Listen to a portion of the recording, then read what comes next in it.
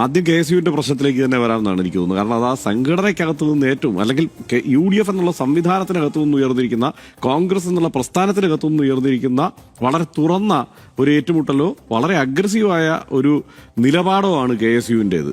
അതിനോടുള്ള VD സതീശന്റെ പ്രതികരണവും അതിങ്ങനെ ആവർത്തിച്ചുകൊണ്ടിരിക്കുന്നു. 2-3 തവണയായി ആ പ്രതികരണങ്ങൾ അങ്ങോട്ടും ഇങ്ങോട്ടും വന്നുകൊണ്ടിരിക്കുന്നു എന്നുള്ളത് കൊണ്ട് അതിന് ഗൗരവമേറെയുണ്ട്. ഇപ്പോൾ ഈ വിഷയത്തിൽ പ്രതികരണം കുറച്ചുകൂടി ജാഗ്രതയോടെ ആകാമായിരുന്നു എന്ന് ആരാണ് കേരളത്തിന്റെ മുഖ്യമന്ത്രിയെ ഉപദേശിക്കുന്നത്? KSUവിന്റെ സംസ്ഥാന പ്രസിഡന്റ് അലോഷ്യസ് സേവ്യറാണ്. അത് ചെറിയ കാര്യമല്ല. അലോഷ്യസ് സേവ്യർ പറയുന്നത്, അതായത് ഒരു ABVP പ്രവർത്തകനായ RSSന്റെയും BJPയുടെയും കൊലപാതക കേസുകളിൽ അടക്കം നിരന്തരം കോടതിയിൽ ഹാജരാകുന്ന ഒരു അഭിഭാഷകനെ ഗവൺമെന്റ് ലീഡറായി നിയമിച്ചിരിക്കുന്നു എന്നതിൽ ഞങ്ങൾക്ക് പരാതിയുണ്ട് എന്നുള്ളതാണ് അവർ ഉന്നയിച്ച ആരോപണം. അത് ഈ ലോ കോളേജ് യൂണിറ്റ് മാത്രമല്ല, KSUവിന് പൊതുവെയുള്ള പരാതിയാണ്, ഈ MLA മാർക്ക് പലർക്കും ഉള്ള പരാതിയാണ്. ഇതെല്ലാം വസ്തുതയായിരിക്കുകയാണ് ഒരൊറ്റയടിക്ക് VD സതീശനെ അതിനെ തള്ളുന്നത്. ആ മറുപടി എന്ന് പറയുന്നത് അത് എല്ലാ കാലത്തും ലൈബ്രറിയിൽ സൂക്ഷിക്കേണ്ടതാണ് എന്നുള്ളതാണ് എൻ്റെ അഭിപ്രായം. ലോ കോളേജ് യൂണിറ്റ് അല്ല ഈ കാര്യം തീരുമാനിക്കുന്നത്, അത് സർക്കാരാണ്, ഞങ്ങളാണ് എന്നുള്ളത് പറഞ്ഞത് വിശദീകരിക്കുമ്പോൾ എങ്ങനെയാണ് ഇതിനെ കട്ട് ചെയ്യുന്നത്? ഇവരുടെ ഈ മൊത്തം ആരോപണത്തെ റദ്ദ് ചെയ്യുന്നത് എങ്ങനെയാണ്? ലോയേഴ്സ് കോൺഗ്രസിന്റെ കത്തുത എന്ന് പറഞ്ഞ് അതുകൂടെ അവതരിപ്പിക്കുകയാണ്. അതിനകത്ത് പല പ്രശ്നങ്ങളും ഇപ്പം പി രാജീവ് പറയുന്നുണ്ട്. ആ പ്രശ്നം ആ വഴിക്ക് നടക്കട്ടെ. പക്ഷെ ഇതിനകത്തുള്ള ഈ രാഷ്ട്രീയ കൗതുകം എന്ന് പറയുന്നത്, ലോയേഴ്സ് കോൺഗ്രസിനെ വെച്ച് KSUവിനെ ഒറ്റയടിക്ക് വെട്ടി. യഥാർത്ഥത്തിൽ ലോയേഴ്സ് കോൺഗ്രസ് എന്ന് പറയുന്നത് കടലാസിലുള്ള ഒരു സംഘടന എന്ന നിലയ്ക്കാണ് പൊതുവെ വിലയിരുത്തപ്പെടുന്നത്. അവരുടെ കുഴപ്പം കൊണ്ടല്ല, നല്ല തിരക്കുള്ള അഭിഭാഷകരൊക്കെയാണ്. ഈ അഭിഭാഷകർക്കെല്ലാം ഈ നിരന്തരം സംഘടനാ പ്രവർത്തനത്തിൽ ഏർപ്പെടാൻ കഴിയുന്ന ആളുകളല്ല. മാത്രമല്ല, എല്ലായ്പ്പോഴും ഇത്തരം സംഘടനകളിൽ സംഭവിക്കുന്നത് മറ്റു പല രാഷ്ട്രീയ സാഹചര്യങ്ങളിലും പ്രവർത്തിക്കുന്നവരൊക്കെ ഈ ഹൈക്കോടതിയിൽ എത്തിക്കഴിയുമ്പോൾ ഈ സംഘടനയുമായി ചേർന്ന് നിൽക്കുന്ന ഏതെങ്കിലും അവരുടെ ആ സമയത്ത് കേസുകളുടെ വരുമാനത്തിന്റെയും ഒക്കെ മാർഗമടക്കം അന്വേഷിച്ച് ചില സംഘടനകളോട് ചേർന്ന് നിൽക്കുന്ന സമീപനമൊക്കെ അഭിഭാഷകർക്കുണ്ട്. ആ കത്ത് വെച്ച്, അതായത് ഒരു കടലാസിൽ പ്രവർത്തിക്കുന്ന ഒരു സംവിധാനത്തിന്റെ കത്ത് വെച്ച് അതിനെ വളരെ സിമ്പിളായിട്ട് തെരുവിൽ തല്ലുകൊള്ളുന്ന ഒരു സംവിധാനത്തെ പ്രതിരോധിച്ചു എന്നുള്ളതാണ് അതിനകത്തുള്ള ഒരു പ്രശ്നമായിട്ട് എനിക്ക് തോന്നുന്നത്. ഇവർ പറയുന്നത് ശരിയാണ്, KSUക്കാരെന്ന് പറയുമ്പോൾ അങ്ങനെയല്ല. ഇപ്പൊ ലോ കോളേജ് യൂണിറ്റ് ആണോ ലോയേഴ്സ് കോൺഗ്രസ് ആണോ, അവരിൽ ആരെയാണ് ഗൗരവത്തിലെടുക്കേണ്ടത് എന്ന് ചോദിച്ചാൽ അതിന് 2 തലമുണ്ട്. ഒന്ന്, ഈ പറയുന്ന അതിലെ ഈ തൊഴിലിലെ പ്രാഗൽഭ്യത്തെക്കുറിച്ച് കൂടുതൽ ധാരണയുള്ളത് ലോയേഴ്സ് കോൺഗ്രസിലുള്ളവർക്കായിരിക്കും. പക്ഷേ ഇതിന്റെ വൈകാരികമായ ഒരു തലം നിൽക്കുന്നത് തീർച്ചയായും ലോ കോളേജ് യൂണിറ്റിൽ തന്നെയാണ്. അവരാണ് തിരുവനന്തപുരത്ത് നിന്ന് തല്ലുകൊള്ളുന്നത്. അവരാണ് കഴിഞ്ഞ 10 വർഷം തുടർച്ചയായി തല്ലുകൊണ്ടുകൊണ്ടിരുന്നത്. അവരുടെ ആ നിലപാടിനും പ്രസക്തിയുണ്ട്. അപ്പോൾ അതിനെ ആദ്യം തന്നെ സംഘടനയ്ക്കകത്തുള്ളത് അങ്ങനെയാണ് വെട്ടിയത്. ഇത് പക്ഷേ പറഞ്ഞിട്ട് കാര്യമില്ല, ഇവിടെ മാത്രം സംഭവിക്കുന്നില്ല. ഇപ്പൊ ലീഗിൽ നേരത്തെ സംഭവിച്ചു.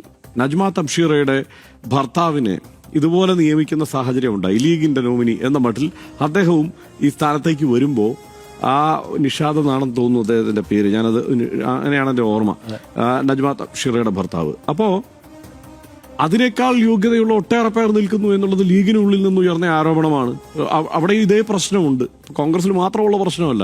അതായത് അർഹരെ മാറ്റി നിർത്തിക്കൊണ്ട് അനർഹർ ഇതാ കയറിക്കൂടുന്നു എന്നുള്ള പ്രശ്നം ഈ സംഘടനകൾക്കകത്തുണ്ട്. അത് ഗൗരവത്തിൽ തന്നെ അഡ്രസ് ചെയ്യേണ്ടതാണ്. അതിങ്ങനെ നിസ്സാരമായി തള്ളിക്കളയേണ്ടതാണോ എന്നുള്ള കാര്യത്തിൽ എനിക്ക് സംശയമുണ്ട്. പക്ഷേ അവരുടെ സംഘടനയ്ക്കകത്തുള്ള കാര്യമാണ്. അത് ആ നിലയ്ക്കാണ് അവരത് പരിഹരിക്കാനും പോകുന്നത്. പക്ഷേ ഒരു പ്രതീക്ഷ ഇന്ന് ഇദ്ദേഹം പങ്കുവച്ചു. ആരാണ്? Aloysius Xavier. അതായത് ഈ വിയോജിപ്പുകളെല്ലാം, KSUവിന്റെ വിയോജിപ്പുകളെല്ലാം അദ്ദേഹത്തെ കാണുമ്പോൾ ഞങ്ങൾ അറിയിക്കും എന്നുള്ളത്. പ്രതിപക്ഷ നേതാവായിരിക്കും അലോഷ്യസ് സേവ്യറിന് VD സതീശനെ കാണാൻ പറ്റിയിട്ടില്ല എന്നുള്ളത് ഒരു വാസ്തവമാണ്. അതായത് ഈ ജെൻസി കണക്ട് യാത്ര നടത്തി അലോഷ്യസ് സേവ്യർ. അതിന്റെ സമാപന ചടങ്ങിൽ VD സതീശനെ പങ്കെടുപ്പിക്കാൻ അദ്ദേഹം ആഗ്രഹിച്ചതുമാണ്. കാണാൻ ചെന്നപ്പോ ആ കാര്യത്തിൽ പരിഗണന കിട്ടിയില്ല, കാണാൻ തന്നെ കൂട്ടാക്കിയില്ല എന്നുള്ള വാർത്തകൾ വന്നിരുന്നു. അതുമാത്രമല്ല, അതിനുശേഷം സ്ഥാനാർത്ഥിയായി പരിഗണിക്കപ്പെട്ടേക്കും അലോഷ്യസ് സേവ്യർ എന്നുള്ള പ്രതീക്ഷയുണ്ടായിരുന്നു. പരിഗണിക്കപ്പെടാതെ പോയി. ആ അപേക്ഷ VD സതീശന് മുന്നിൽ വെച്ചതാണ്. നിഷ്കരുണം തള്ളി എന്നുള്ള പരാതി അവിടെയുണ്ട് അവർക്ക്. അപ്പോൾ അതിനുശേഷം ആശ്വസിപ്പിച്ച് തിരിച്ചു കൊണ്ടുവന്നത്, മാറോട് ചേർത്ത് തിരിച്ചു കൊണ്ടുവന്നത് ആരാണ്? KC വേണുഗോപാൽ. അത് രാജി പ്രഖ്യാപിച്ച ആളാണ് അലോഷ്യസ് സേവ്യർ. ഓർമ്മയുണ്ടല്ലോ, നമ്മൾ ആ വാർത്തയൊക്കെ കൊടുത്ത. അവിടെ നിന്ന് തിരിച്ചു പിടിച്ചു കൊണ്ടുവന്നത് KC വേണുഗോപാൽ ആണ് എന്നുള്ളത് ഈ സമയത്ത് നമ്മൾ ഓർക്കണം. അപ്പോൾ ഈ കാണാൻ അദ്ദേഹത്തിന് ആഗ്രഹം ഉണ്ടാകുമല്ലോ ലക്ഷ്യ സേവ്യറിൽ അദ്ദേഹത്തിന് എപ്പോൾ കാണാൻ കഴിയും എന്നുള്ളത് ഇനി നമ്മൾ കാത്തിരുന്ന് കാണേണ്ട കൗതുകമാണ്. ഇത് ഈ തലത്തിൽ നിൽക്കില്ല എന്നൊരു സംശയവുമില്ലാതെ നമുക്ക് പറയാം. കാരണം ഈ ഒരു വിഷയത്തിൽ മാത്രമല്ല ഇപ്പോൾ പ്രശ്നം ഉണ്ടായിട്ടുള്ളത്. ഒന്ന് MR അജിത് കുമാറിനെ എങ്ങനെയാണ് സർക്കാർ പരിഗണിക്കുന്നത് ഇന്ന് ആ ചോദ്യത്തിനും അദ്ദേഹം രമേശ് ചെന്നിത്തലയെ ചൂണ്ടി ആ മറുപടിയിൽ നിന്ന് അദ്ദേഹം ഒഴിവാകുമായിരുന്നു. MR അജിത് കുമാറിന് കിട്ടുന്ന പരിഗണനയെക്കുറിച്ച് ആലപ്പുഴ MLAക്ക് തന്നെ പരാതിയുണ്ട് നേരിട്ട്. പിന്നെ അദ്ദേഹം കാത്തിരിക്കുകയാണ് എന്നാണ് അദ്ദേഹം പറയുന്നത്. ആ കാത്തിരിപ്പ് എത്ര നീളം കൂടും എന്നുള്ളത് നമ്മൾ കാത്തിരുന്ന് കാണേണ്ട സംഗതിയാണ്. അതിന് പല കാരണങ്ങളുണ്ട്. ഇപ്പോൾ ഇയാള് നമ്മളുടെ TP സെൻകുമാർ പഴയ കേസുമൊക്കെ ആയി പോയ ചരിത്രം വേറെ കിടക്കുന്നത് കൊണ്ട് നിന്ന നിപ്പിൽ ഒരു നടപടിയിലേക്കൊന്നും MR അജിത് കുമാറിനെതിരെ കടക്കാൻ കഴിയില്ല എന്നുള്ള പ്രശ്നമൊക്കെയാണ് ഇവർ ആഭ്യന്തരമായി പറയുന്നത്. അപ്പോൾ അങ്ങനെയുള്ള പ്രശ്നങ്ങളൊക്കെ നിലനിൽക്കുന്നു എന്നുള്ളത് മറ്റൊരു കാര്യം. പിന്നെ ഒന്ന് ഈ ആരാണ് നുണ പറഞ്ഞത് എന്നുള്ള ചോദ്യം ഈ ഇന്നത്തെ വാർത്താ സമ്മേളനം അവശേഷിപ്പിച്ചു. അതായത് സുകുമാരൻ നായരാണോ VD സതീശനാണോ നുണയൻ? ആ കാര്യത്തിൽ സനീഷിന് ഒരു ഉത്തരം പറയാൻ കഴിയുമെന്നാണ് ഞാൻ കരുതുന്നത് സനീഷിന്റെ അവസരത്തിലേക്ക് വരുമ്പോൾ. ആരാണ് നുണയൻ? കാരണം ഒറ്റയടിക്ക് NSന്റെ ജനറൽ സെക്രട്ടറി ആരോപിച്ചിരിക്കുന്നത് പച്ച നുണയാണ് ഇന്നത്തെ വാർത്താ സമ്മേളനത്തിൽ VD സതീശൻ പറഞ്ഞത് എന്നാണ്. കാരണം അങ്ങനെ ഒരു കമ്മ്യൂണിക്കേഷൻ നടന്നിട്ടില്ല. ഇദ്ദേഹം വളരെ കോഡിയലായ കമ്മ്യൂണിക്കേഷൻ നടന്നു. ഞാൻ സംസാരിച്ചു. അപ്പോൾ ആ സമയത്ത് കുറെ കാര്യങ്ങൾ സംസാരിക്കാണ്ടെന്ന് പറഞ്ഞു, നമുക്കത് സംസാരിക്കാമെന്നൊക്കെ പറഞ്ഞു എന്നുള്ളത്. അങ്ങനെ ഒരു കമ്മ്യൂണിക്കേഷൻ നടന്നിട്ടില്ല എന്ന് ഒറ്റയടിക്ക് സുകുമാരൻ നായർ പറയുകയാണ്. PA വിളിക്കാം അറിയിക്കാം എന്ന് പറഞ്ഞു. PA വിളിച്ചിട്ടില്ല, മന്ത്രിയും വിളിച്ചിട്ടില്ല എന്നാണ് സുകുമാരൻ നായർ പറയുന്നത്. ഇതിലാരെ വിശ്വസിക്കണം എന്നുള്ള ഒരു പ്രശ്നം ഇപ്പോൾ നിലനിൽക്കുകയാണ്. ഞാൻ ആരുടെയും പക്ഷം ചേരാൻ തൽക്കാലം കൂടുന്നില്ല. അത് പ്രേക്ഷകരുടെ ഒരു ആലോചനയ്ക്ക് വിടുക എന്നുള്ളതാണ് തൽക്കാലം. സനീഷിന് ചിലപ്പോൾ അതിനകത്തൊരു അഭിപ്രായം പറയാൻ കഴിഞ്ഞേക്കും എന്നാണ് ഞാൻ കരുതുന്നത്. പിന്നെ വേറൊരു കാര്യം, അതിനകത്ത് എനിക്കിന്ന് ഈ വാർത്താ സമ്മേളനത്തിൽ കൗതുകം എന്നുള്ളതിനേക്കാൾ എനിക്കൊരു കുറച്ച് അങ്കലാപ്പുണ്ടാക്കിയ ഒരു വിഷയം കൂടെ ഉണ്ടായി. അതുകൂടെ പറഞ്ഞ് ഞാൻ അവസാനിപ്പിക്കാം. അത് വേറൊന്നുമല്ല, ഈ മംഗലാപുരം യാത്രയെക്കുറിച്ച്. അതായത് തെരഞ്ഞെടുപ്പിന് തൊട്ട് പിന്നാലെ നടന്ന VD സതീശന്റെ മംഗലാപുരം യാത്രയെക്കുറിച്ച്, തൊട്ടു പിന്നാലെയല്ല കേട്ടോ, ഈ ഫലപ്രഖ്യാപനത്തിന് ശേഷം നടന്ന മംഗലാപുരം യാത്രയെക്കുറിച്ചുള്ള പല ആരോപണങ്ങളും ഉയർന്നിരുന്നു. മാധ്യമങ്ങൾ തന്നെ അത് പല മാധ്യമങ്ങളും അതിനെ പല ആരോപണങ്ങൾ ഉൾച്ചേർത്ത് അത് അവതരിപ്പിച്ചിരുന്നു. അദാനി ബന്ധം എന്നൊക്കെ പറഞ്ഞു, അവിടെ അദാനിയുടെ ആളുമായിട്ട് കൂടിക്കാഴ്ച നടത്തിയെന്നൊക്കെ പറഞ്ഞു. മാത്രമല്ല അതിനെക്കുറിച്ചുള്ള ഏറ്റവും ഗുരുതരമായ ആരോപണം എന്താണ്? ചാർട്ടേഡ് ഫ്ലൈറ്റിലാണ് ഇവിടുന്ന് പോയത്. ആരാണ് ഈ ചാർട്ടേഡ് ഫ്ലൈറ്റിന് ഈ ലക്ഷങ്ങൾ കൊടുത്തു കൊണ്ടുപോയത്? ഈ സ്വർണ്ണക്കട കേസിലെ, ശബരിമല സ്വർണ്ണ കേസിലെ ചോദ്യം ചെയ്യപ്പെട്ട ആളുമായി എങ്ങനെയാണ് ഒരുമിച്ച് യാത്ര ചെയ്യുന്ന സാഹചര്യം ഉണ്ടായത്? ഇവർ രണ്ടുപേരും മാത്രമായിരുന്നു യാത്രക്കാർ.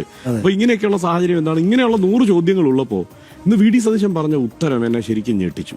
കാരണം അദ്ദേഹത്തിന്റെ സ്വതസിദ്ധമായ ശൈലിയിൽ അദ്ദേഹത്തിന്റെ ദീർഘമായ ഒരു ഉത്തരം പറയുകയാണ്. അതായത് മാധ്യമങ്ങൾക്ക് പിന്നെ ഒരു ബദൽ ചോദ്യം ചോദിക്കാൻ ഒരു അവസരം പോലും ഇല്ലാത്ത മട്ടിൽ അദ്ദേഹം പറഞ്ഞ മറുപടി എന്താ? ഞാൻ 37 വർഷമായി മൂകാംബികയുടെ ഭക്തനാണ്. ഞാൻ ഈ തെരഞ്ഞെടുപ്പ് വിജയത്തിന് ശേഷം മൂകാംബികയെ കാണാൻ പോയില്ലെങ്കിൽ അതെന്തൊരു മര്യാദകേടാണ്. ഞാൻ പോയി, അതുകൊണ്ട് ഞാൻ ഇനിയിപ്പോ ഈ വിശ്വാസം ഉപേക്ഷിക്കണം എന്നാണോ? ഞാൻ മൃദു ഹിന്ദുവായി എന്നാണോ? അപ്പോൾ മൂകാംബികയെ കാണാൻ പാടില്ലേ? ഇവിടെ എവിടെയാണ് മൂകാംബിക? ഇവിടെ എവിടെയാണ് അദ്ദേഹത്തിന്റെ വിശ്വാസത്തെ ആരെങ്കിലും ചോദ്യം ചെയ്തിട്ടുണ്ടോ? അത് ശരിയായ ഒരു നിലപാടല്ല. തീർച്ചയായും അദ്ദേഹം ആ ഒരു വികാരത്തെ ഉണർത്തിയ ആ വിഷയത്തിൽ നിന്ന്, ഏത് വികാരത്തെ? ഈ പറഞ്ഞ മൃദു ഹിന്ദുത്വ വികാരത്തെ ഉണർത്തി ആ വിഷയത്തിൽ നിന്ന് തടി തപ്പാൻ ശ്രമിച്ചു എന്നുള്ള ആരോപണം ഇനി കേൾക്കാം. അതിനകത്ത് സംശയമൊന്നുമില്ല. ആ ആരോപണം ഇനി ഉയരും. കാരണം എന്തിനാണ് അദ്ദേഹം അങ്ങനെ ഒരു മറുപടി പറയേണ്ട സാഹചര്യം എനിക്ക് മനസ്സിലായിട്ടേ ഇല്ല. കാരണം വിശ്വസിക്കരുതെന്നാണോ? ഞാൻ തെരഞ്ഞെടുപ്പിൽ ജയിച്ചു എന്നുള്ളത് കൊണ്ട് ഇനിയിപ്പം എനിക്ക് എന്റെ വിശ്വാസം പാലിക്കാൻ പറ്റില്ല എന്നാണോ? ഞാൻ മൃദു ഹിന്ദുവായി എന്നാണോ നിങ്ങൾ ആരോപിക്കുന്നത്? ജീവിക്കുന്ന പത്രക്കാരും പാവങ്ങൾ അവരാരെങ്കിലും ഇതിനെക്കുറിച്ച് ആലോചിക്കുകയോ ചിന്തിക്കുകയോ പോലും ചെയ്തിട്ടില്ല. അവര് സ്തബ്ധരായി പോയി സത്യം പറഞ്ഞാൽ.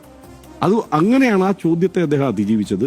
അത് ശരിയായില്ല എന്നുള്ള ഉറച്ച അഭിപ്രായം എനിക്കുണ്ട്. ഒരു പക്ഷേ അത് വരും ദിവസങ്ങളിൽ ഈ വിഷയം ഇതെന്തിനിങ്ങനെ ഒരു തൊഴുത്തിൽ കൊണ്ടുചെന്ന് അത് കെട്ടി എന്നുള്ള ചോദ്യം ഉയരുക തന്നെ ചെയ്യും.